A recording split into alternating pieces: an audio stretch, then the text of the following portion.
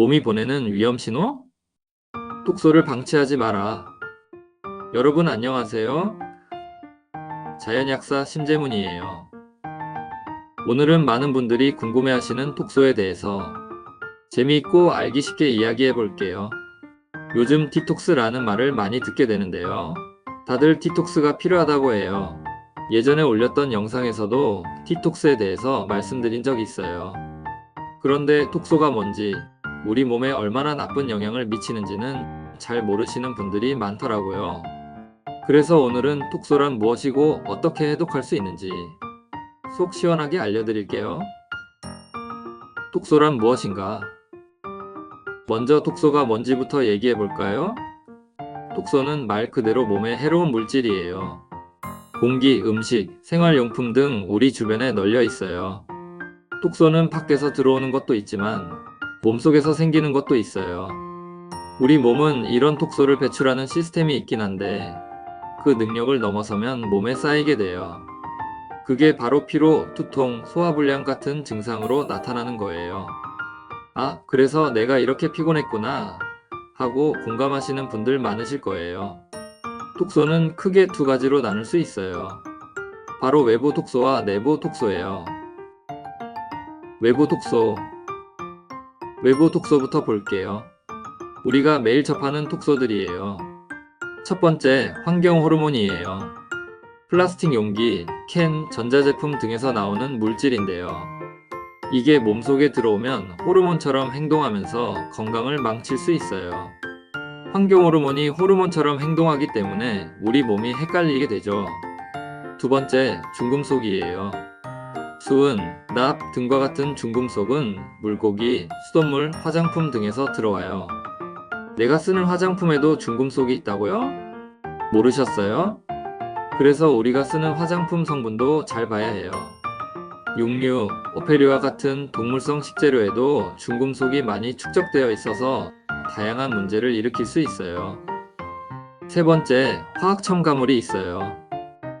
가공식품에 들어가는 방부제, 색소, 인공 감미료 같은 게 다 독소로 작용할 수 있어요.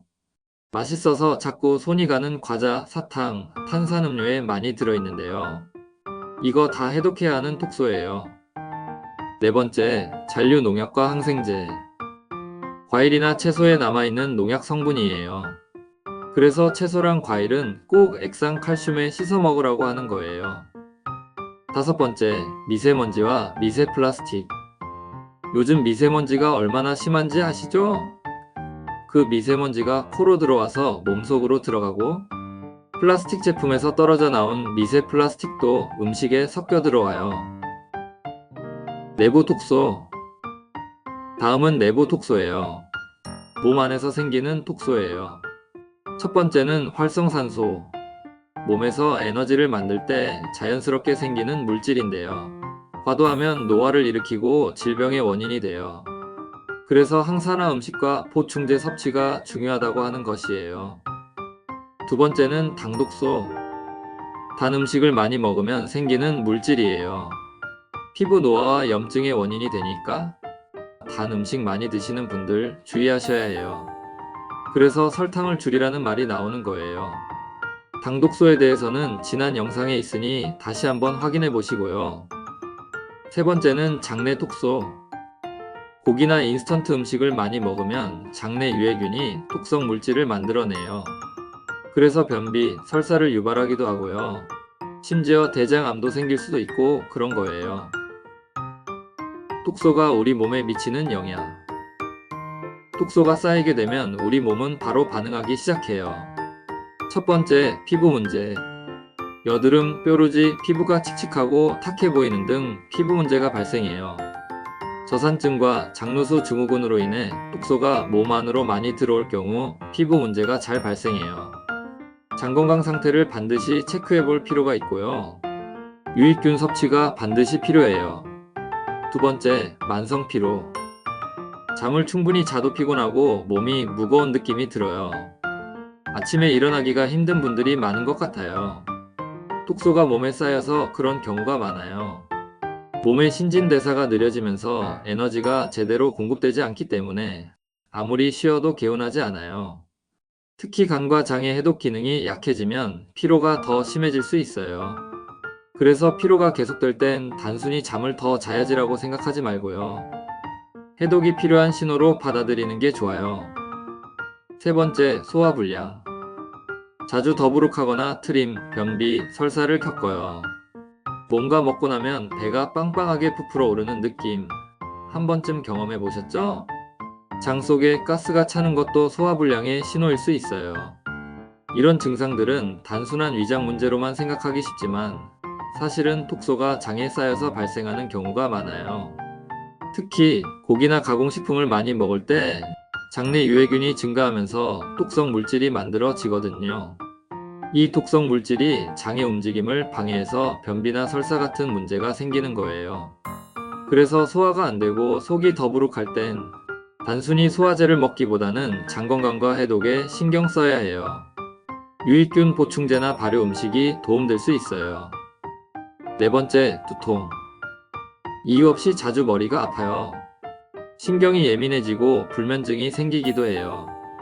단순한 피로 때문이라고 생각할 수 있지만 사실은 독소 때문일 가능성이 커요. 독소가 혈액에 쌓이면 뇌로 가는 혈액순환이 원활하지 않아 머리가 띵한 느낌을 받게 되죠. 특히 간 기능이 떨어질 때 두통이 자주 나타나는 경우가 많아요. 간이 피로하면 독소를 제대로 해독하지 못해 혈액을 통해 독소가 온몸으로 퍼지는데 이때 두뇌에 영향을 미쳐 두통을 유발할 수 있어요. 그래서 자꾸 머리가 아프다면 단순히 진통제를 먹기보다는 몸의 해독 상태를 한번 점검해 보는 게 좋아요. 다섯 번째, 냄새. 입 냄새뿐 아니라 몸 냄새도 자주 나요. 땀 냄새가 심하게 나는 분들도 많아요. 여기서 중요한 점, 단순한 땀 냄새와는 달라요. 땀 냄새가 평소보다 더 강하거나 역한 냄새가 난다면 독소가 원인일 수 있어요. 왜냐하면 독소가 피지성과 땀샘을 자극하면서 평소보다 강한 냄새를 만들어내기 때문이에요. 특히 간과 신장의 해독 기능이 떨어질 때 독소가 혈액을 통해 땀으로 배출되면서 냄새가 더 심해질 수 있어요. 몸 안에 독소가 많으면 땀 냄새가 금속 냄새나 시큼한 냄새로 느껴질 때가 있는데요. 이때는 단순히 데오도란트로 해결할 일이 아니에요. 몸을 깨끗하게 해독해야 해요. 여섯 번째, 여성질환. 생리가 불규칙하고 생리통, PMS 증상이 심해질 수 있어요. 이건 단순히 호르몬 문제만이 아니라 독소와도 관련이 있어요. 몸에 독소가 쌓이면 내분비계에 영향을 미쳐 호르몬 불균형이 생길 수 있죠.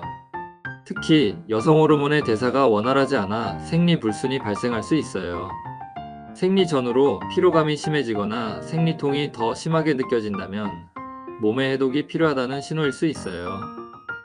일곱 번째, 부종. 몸이 잘 붓고 조금만 먹어도 살이 찌는 느낌이 들어요. 아침에 일어났을 때 얼굴이 부어 있거나 신발이 평소보다 꽉 끼는 경험 있으신가요?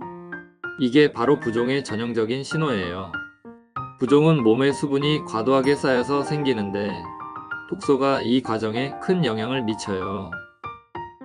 어때요? 이런 증상들 겪어보신 적 있으세요? 만약 경험한 적 있다고 하신다면 몸에 독소가 쌓였을 가능성이 커요. 독소가 쌓이는 원인. 그럼 독소가 왜 쌓이는지도 알아봐야겠죠? 독소가 쌓이는 이유는 다양해요. 그 중에서 대표적인 세 가지 원인을 말씀드릴게요. 첫 번째, 해독기관의 기능 저하. 우리 몸에서 간, 폐, 대장, 신장, 피부가 해독을 담당하는데요. 이들 기관이 약해지면 독소를 내보내기 어려워져요.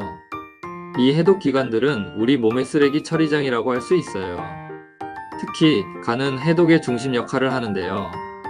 우리가 섭취하는 음식, 약물, 알코올 등이 간을 통해 해독돼요. 간이 제 역할을 못하면 독소가 혈액으로 다시 흘러들어가 몸 곳곳에 퍼지게 되죠. 폐도 중요해요. 우리가 들이마시는 공기 속 미세먼지와 유해물질은 폐를 통해 걸러지는데 폐가 약해지면 이런 독소가 그대로 몸에 축적돼요. 대장은 음식물의 찌꺼기를 내보내는 통로인데요. 변비가 생기면 독소가 장에 머물면서 다시 몸으로 흡수될 수 있어요. 신장은 소변을 통해 수용성 독소를 몸 밖으로 내보내고요. 피부는 땀을 통해 독소를 배출해요. 이 해독 기관들이 모두 원활히 돌아가야 독소가 잘 빠져나갈 수 있어요. 두 번째, 운동 부족. 피부에서는 땀을 통해 독소를 배출해야 하는데요. 운동을 안 하면 독소 배출이 안 돼요. 땀은 우리 몸의 천연 배수구 같은 역할을 해요. 하지만 문제는 현대인들이 땀을 흘릴 일이 별로 없다는 거예요. 특히 여름에는 에어컨 바람을 쐬면서 하루 종일 앉아 있다 보면 몸이 독소를 내보낼 기회가 없어져요. 그러다 보니 몸에 독소가 쌓이고 피로가 쉽게 쌓이죠. 운동 좀 해야 하는데 하면서 미루고 계셨나요? 땀을 흘리면 몸속에 쌓인 독소가 땀샘을 통해 배출되면서 몸이 가벼워지는 느낌이 들 거예요. 집에서 스트레칭이나 가벼운 유산소 운동 또는 30분 정도의 걷기 운동만 해도 땀샘이 활성화되면서 독소가 빠져나가요. 특히 사우나나 반신욕도 독소 배출에 큰 도움이 된다는 점도 기억해 두세요. 세 번째, 스트레스와 수면 부족. 스트레스를 많이 받고 잠을 못 자면 몸의 해독 능력이 떨어져요. 스트레스를 받으면 우리 몸은 코르티솔이라는 스트레스 호르몬을 분비하는데요. 이게 문제예요.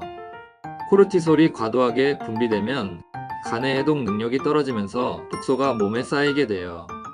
잠을 못 자는 것도 마찬가지예요. 자는 동안 우리 몸은 해독 시스템을 가동하여 독소를 제거하는데요. 수면 시간이 부족하면 해독 시간이 줄어들죠. 그래서 밤을 새거나 수면 시간이 불규칙하면 몸이 무겁고 피로감이 더해지는 거예요. 왜 이렇게 피곤하지? 라고 느껴본 적 있으시죠? 바로 이 때문이에요. 해결 방법으로는 스트레스를 줄이기 위해 명상이나 심호흡을 해보시고 수면 시간을 일정하게 유지하는 게 중요해요. 밤 10시부터 새벽 2시까지는 해독이 가장 활발히 일어나는 시간이라 그때 자는 게 제일 좋아요. 독소를 줄이는 방법. 독소를 줄이려면 어떻게 해야 할까요? 첫째, 독소의 유입을 막아야 해요. 플라스틱 용기 대신 유리나 스테인리스 용기를 쓰고 채소와 과일은 액상 칼슘으로 깨끗이 씻어야 해요. 둘째, 몸의 해독 시스템을 강화해야 해요. 맑은 공기를 마시고 신선한 음식을 먹고 땀을 흘리며 운동하는 것만으로도 해독에 큰 도움이 돼요. 셋째, 항산화 해독 보충제를 섭취하는 것도 큰 도움이 돼요. 항산화제는 활성산소를 제거하고 간의 해독 기능을 돕는 역할을 해요. 안토시아닌, 비타민C, 비타민 E, 글루타티온, 셀레늄 같은 항산화 성분이 풍부한 보충제를 꾸준히 섭취하면 몸 안의 독소를 효과적으로 제거할 수 있어요.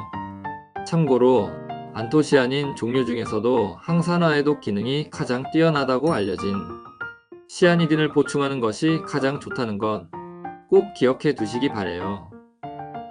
오늘 준비한 영상은 여기까지예요. 여러분, 몸이 보내는 신호 놓치지 마세요. 항산화 해독 보충제로 건강한 몸을 만들어 보시고요. 오늘의 내용이 유익하셨다면 구독과 좋아요 부탁드리고요. 알림 설정도 잊지 마세요. 여러분의 관심과 응원으로 더 좋은 콘텐츠를 만드는 힘이 되고 있어요. 지금까지 약 없이 건강을 찾아드리는 자연약사 심재문이었고요. 오늘도 건강한 하루 보내세요.